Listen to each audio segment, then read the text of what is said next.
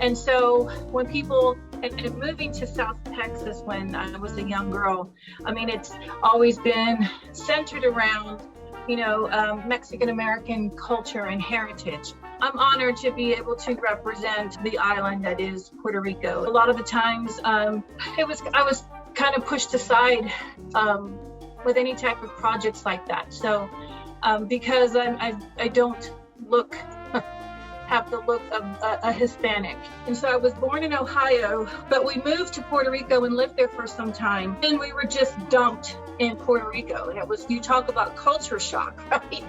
My brother and I, we were put into completely Spanish-speaking schools. And it was like sink or swim. But it was just wonderful with the big families and the get-togethers. It's wonderful that my brother and I got to experience that, because it really makes you discover yourself. But it also was where I discovered my love for the English language and where I fell in love with and what I'm doing now, which is teaching English in composition and rhetoric.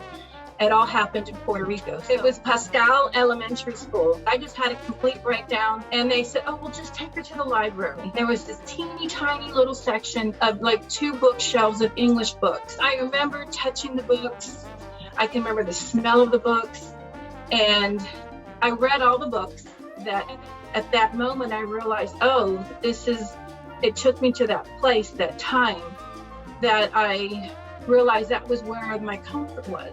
And that's when I fell passionately in love with language and what it offered to me in this place where it was just completely upheaval for me.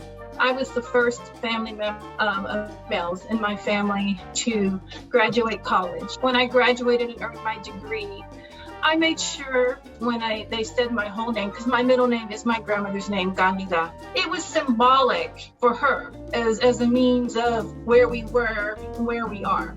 The steps that they took, choices that they made, that has made it possible for me. I was very honored that in the last year of my grandmother's life, I was able to bring her down to live with me. And so my children got to live with her. And although, like I said, she couldn't speak English, they had their own little language. But I did find out that she held out on me. So I still had a little monitor in my boys' room, and I heard this really beautiful spoken, accented English. I snuck up the stairs.